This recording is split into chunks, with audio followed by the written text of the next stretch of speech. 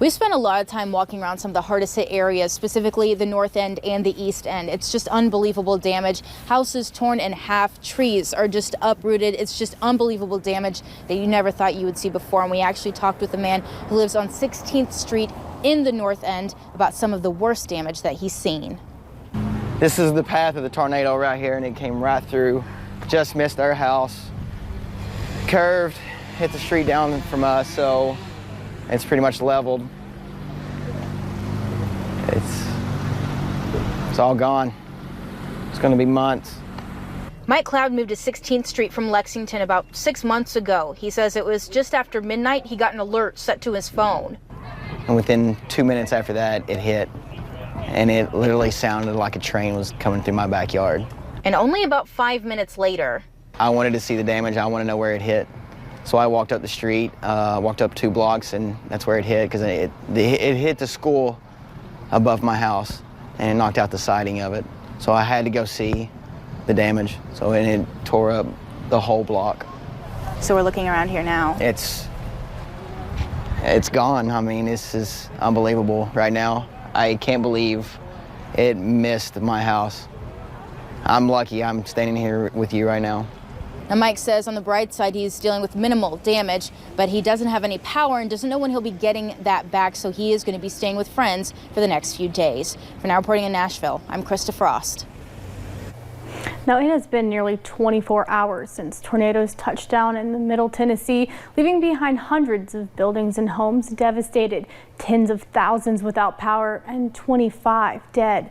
Now, today we talked to the duo Halfway to Hazard, who now call Nashville their home, about the damage they have seen.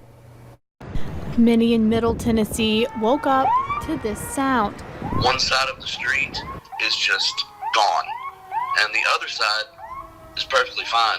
David Tolliver, a Knott County native and part of the duo Halfway to Hazard, lives just 3 miles from where one of the tornadoes hit. It could easily have swung down below and taken out, my house. He woke up to text messages and phone calls, making sure he was okay. It was all over the place. I mean, it wiped out Germantown. Meanwhile, Chad Warricks, the other half of Halfway to Hazard, who also lives just miles away, took precautions before the storm. And I knew it was going to be a bad storm. I moved our cars into the garage because we thought we may anticipate some hail damage, but obviously it was much worse than we anticipated. Waking up at 3 a.m. Tuesday, watching the storm's destructive path. It's just a lot of devastation, a lot of down power lines, a lot of buildings, partially destroyed, some totally destroyed. But this duo knows Nashville is a resilient town. Nashville takes care of its own. I mean, I'm still Kentuckian by heart. Don't get me wrong, and I love East Kentucky and where I'm from, but Nashville's been my home for about half of my life now. Confident this city will overcome. Now, most of those fatalities in Tennessee came out of Putnam County, where 18 people were killed and at least 88 people were injured. 77 people are still unaccounted for, but officials do not believe all those are dead, injured, or even missing.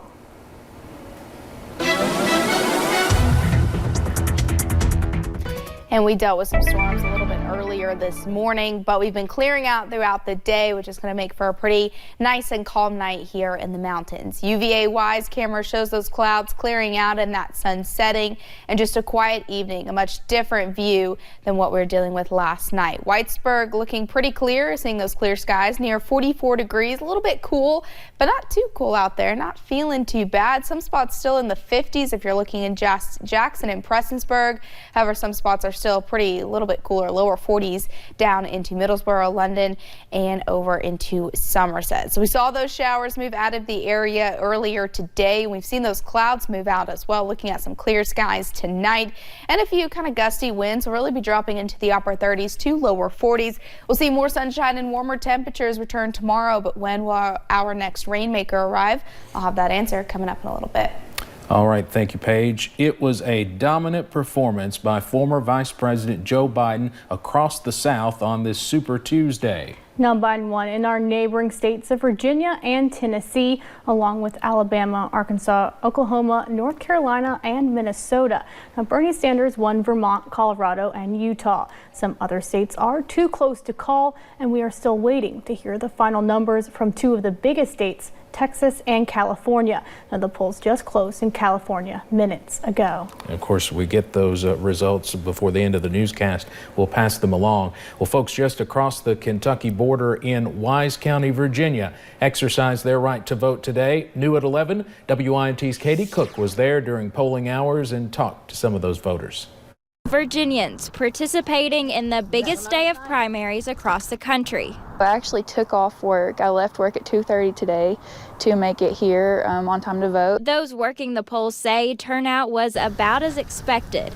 Well, generally, the primary elections are pretty slow. Compared to 2016, slightly more people came out to vote. So we'd had about a 5% turnout in 2016, and we're hoping that we may reach a 7% or somewhere near a 7% turnout, so it'd be slightly higher. Everyone agreeing that every vote counts. I mean, it determines the fate of your nation, essentially. Despite Pete Buttigieg and Amy Klobuchar dropping out days before Super Tuesday, the people we talked to say this did not affect the way they voted. So I actually voted for Elizabeth Warren today because I think she's a really smart woman and I agree with a lot of her policies, and I just love how she stands for equality for everybody. And for one man, he just enjoys a day at the polls. It's just fun to come out and just see the people and to get their reaction to voting, and especially see the young children coming in. As they prepare for an even bigger turnout this November. In Wise County, Katie Cook, WIMT Mountain News. Now, as mentioned earlier, Joe Biden did win Virginia's Democratic primary, receiving 60 delegates of the 99 the state was giving away tonight. Now, we have just learned Bernie Sanders is already being called as the winner in Super Tuesday's biggest prize, California, where the polls just closed there out on the West Coast. Now, Joe Biden again scored many wins tonight in the upper Midwest and African-American strongholds in the South. But again, Bernie Sanders did win a few states, including the big one in California. Really, it seems like a two-man race after tonight between Bernie Sanders and Joe Biden. Of course, you can find all the latest results as they come in on our website, WIMT.com. Now, Barberville schools are out the rest of the week after low attendance yesterday. Superintendent Kate Dixon says students have been fighting a stomach virus, strep, and the flu over the weekend. After their attendance numbers dropped to the low 80s yesterday, they decided to spend the week cleaning the school and allowing the students a break from each other to make sure no more students get sick. Next week when we come back, hopefully our kids will be healthy and our student attendance and kids can come back and learn. And the school will be using NTI days until Monday. Kentucky Governor Andy Beshear is encouraging employers to offer paid sick leave as the flu and other sicknesses continue to be reported around the Commonwealth. He also mentioned that health officials are still monitoring Kentuckians at risk for the coronavirus. At one point, 122 people were under examination. That's down now to 12. Right now, the governor says people should stay focused on the flu. It's better to have a couple people that you're paying paid sick leave than to shut down your facility for 2 weeks, which would be a possibility. So far, around 80 Kentuckians have died from the flu this year. Now, employees with the McGoffin County Road Department are having a hard time keeping road signs where they belong. Now, officials are taking extra steps to stop the crime. Judge Executive Matthew Wireman says employees are making the signs taller, using tamper-proof fasteners and adding trail cams to catch criminals in the act. So we're going to start putting a couple of those out where we're in areas that we believe the signs may be tampered with. So as soon as we catch someone, they're going to be prosecuted. If you steal these signs, you could be putting lives in danger. Officials say if you are caught stealing a sign, you could face a hefty fine or even jail time. Students at Belfry Middle School had a ball in the Kentucky Department of Agriculture's Mobile Science Activity Center today. The center, which provides hands-on activities for students to learn about farming in new and fresh ways, is the department's way of taking the farm to the classroom. Today, students made biodegradable bouncy balls out of corn products. Representatives say it's all about preparing students.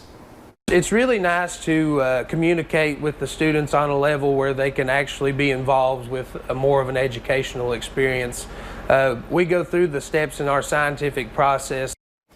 Belfry was the first Pike County school to experience the Mobile Science Activity Center, which educators say is thanks to the work of Gear Up East Kentucky.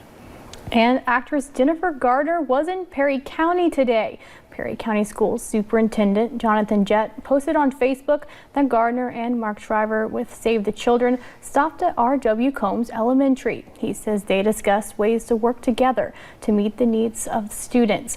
Another post on Facebook said Gardner visited the Tiny Tots Learning Spot in Bonneman. Coming up on Mountain News at 11, the coronavirus death toll increases as the president's administration faces harsh criticism for its delayed response. What efforts the White House is making to protect Americans and the economy after the break. And warm temperatures continue tomorrow, but how long will those last? I'll have those details coming up.